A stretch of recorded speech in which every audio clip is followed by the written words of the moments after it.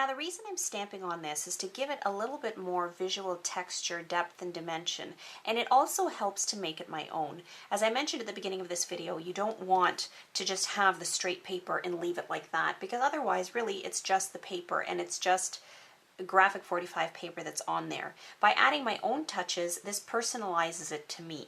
Now I've chosen a couple of stamps that come from two of Graphic 45's collections. They're set 1 and 3 that go with the Tropical Travelogue. And then I've also chosen a script stamp that comes from one of the Tim Holtz Stampers Anonymous stamps. I've also chosen 3 colors of ink. Now when you're working on mixed media canvases, you do need to have ink that is going to be permanent on the canvas, so you cannot use dye-based inks. So here I'm going to be using, I've chosen 3 different colors. I've got this Saddle Brown StazOn, I've got the Sepia Ranger Archival ink, and then I'm also going to be using my Faber-Castell Big Brush pen. I'm keeping a baby wipe handy because I don't want the full intensity of the color on there. So I'm going to start with the stamp set that looks kind of like postmarks, and I'm inking it up with my Saddle Brown StazOn, and then I'm just going to take a scrap of paper here and I'm going to stamp it once to get off some of that first layer of ink, and then I'm going to take the stamp and I'm going to stamp it onto the canvas. Now you'll notice that I'm not using this on an acrylic block, and the reason is the canvas, you can see here it has some give in the center. The canvas block, or the acrylic block, is rigid, and if I were to use an acrylic block I couldn't shape my stamp to my canvas, so I would only get partially stamped images.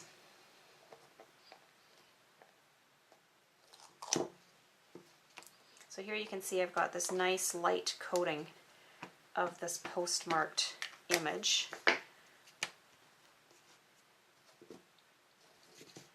On my canvas.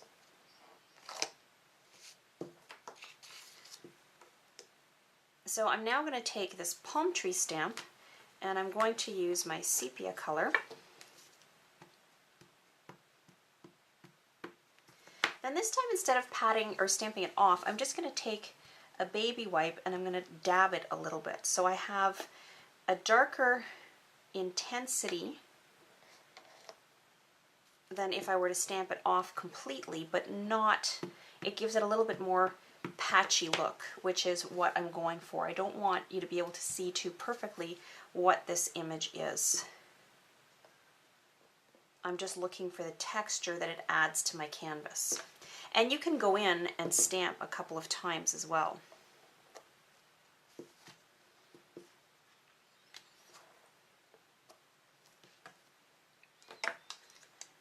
And then for my last one, it's my script stamp.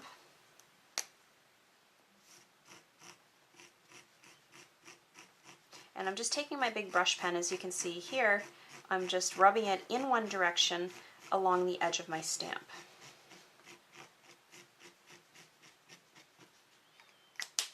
Or across the surface of my stamp.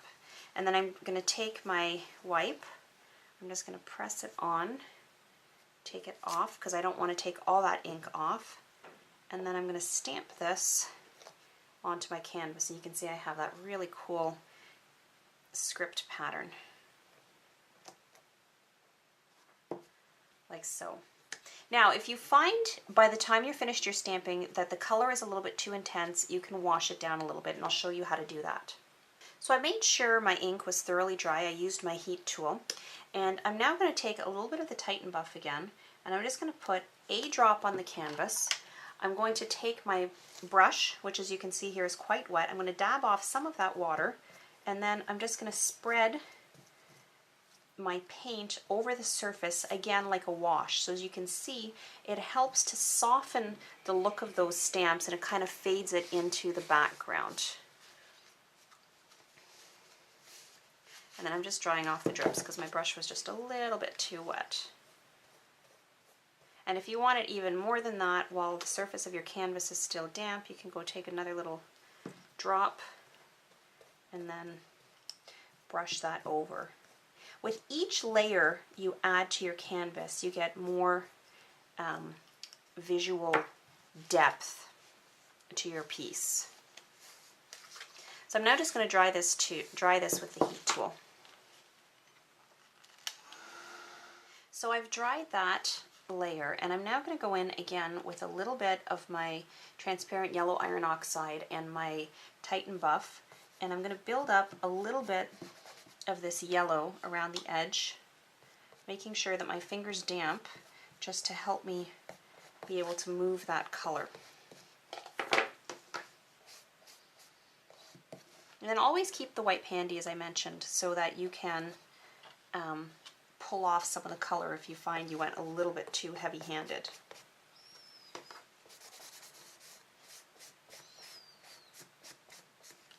And I'm also going to go in with my pen again, this time a little bit heavier handed, and pulling that color in a little bit more.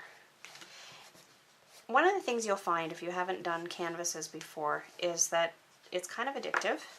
You really like to, it's just fun to go in and add extra steps and extra layers, and every time you do, it just adds something special to it.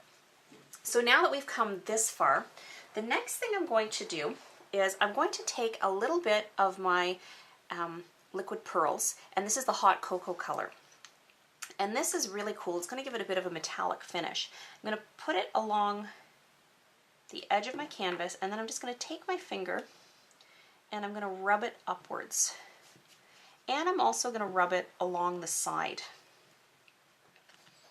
And what that's going to do is kind of help blend the paper into the side of the canvas more, so that it seems like it was meant to be there, not this addition that's just sitting right on top of your canvas.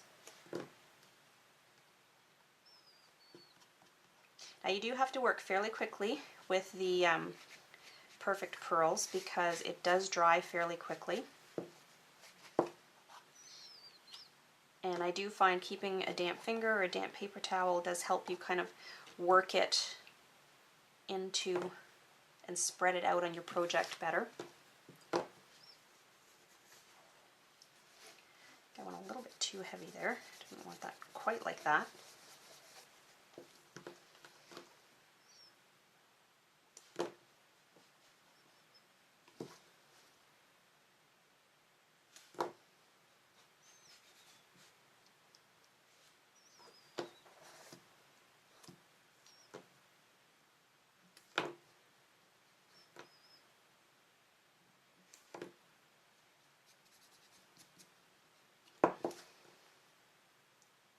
And I'm just going to build it up in this bottom color a little bit more, or in this bottom corner, and pull it across. And then last little bit on the side here.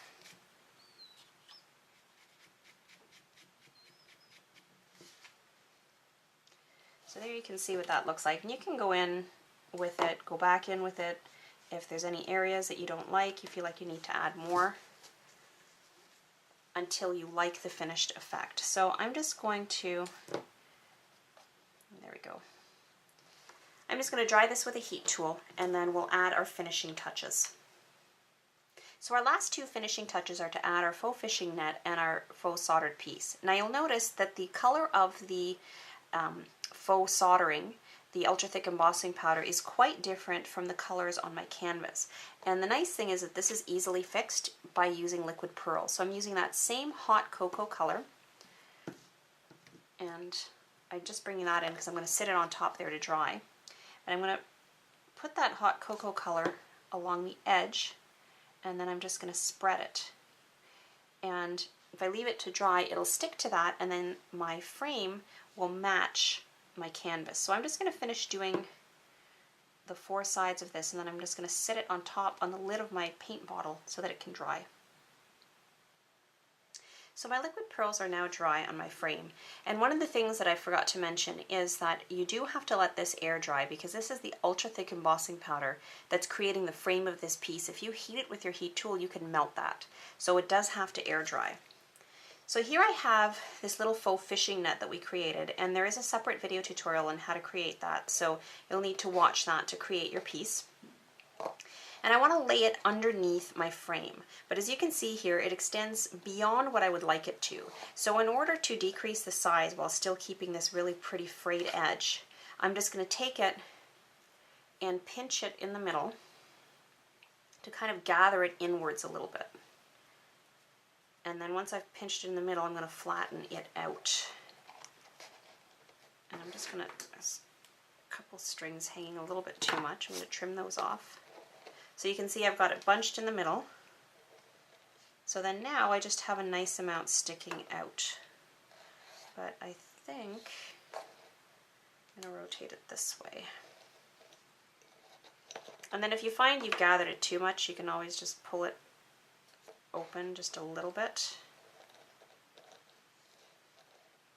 So there you can see what that looks like. It just sticks out a little bit, looks really pretty. To stick that on, I'm going to be using my Helmar glue, and this is my 450 quick dry adhesive, which is fantastic on a wide variety of surfaces. And I'm just going to squeeze some of this in the center. So you can see I put quite a big glob because I really want to be able to push my netting in there, and I want it to stay in place. And then for my frame, I actually want it to dry dimensionally. If you look at the other canvas, you can see how it's popped off the canvas. To do that, I'm using a product by Helmar called Liquid Scrap Dots. And when you squeeze it out of the tube, as you can see, it's a very thick consistency. But as long as you don't squish it down, it's going to harden. It's kind of like the caulking you buy at the hardware store when you're caulking around your windows. If you leave it like that, when you squeeze it out, it dries like that. So as you can see here, I'm squeezing out a really thick line of it onto the back of my frame. So you can see when I hold that from the side how much of that is. I'm just going to press that down very lightly, and it's going to dry and harden dimensionally like that, and that's what's going to give my frame the pop off of the canvas. So I'm just pressing it down a little bit, making sure it's centered on my canvas, and then I'm going to set this to air dry, and it's probably going to take a few hours before that totally hardens, so you don't want to squish it down. But there you can see the canvas is now finished, and here I've created two others, and you can see I have now this complete set of canvases using the Graphic 45 Tropical Travelogue collection. As I mentioned earlier, there are two separate videos for this project. Both videos have been uploaded to YouTube as well as placed on our blog. If you're watching this video on YouTube, then be sure to click on the link in the video description section, and it will take you to the post you see here. You'll be able to link to the second video from that post. At the end of the week, one lucky winner will receive this amazing collection of Travelogue products generously provided by Graphic 45. All you have to do to enter is leave us a comment on that same post where you accessed all the videos for today's project. Now be sure to visit our blog every day this week for more great project ideas using Graphic 45's Tropical Travelogue collection, and for more opportunities to win, as each day you leave a comment counts as one entry. See you on the blog!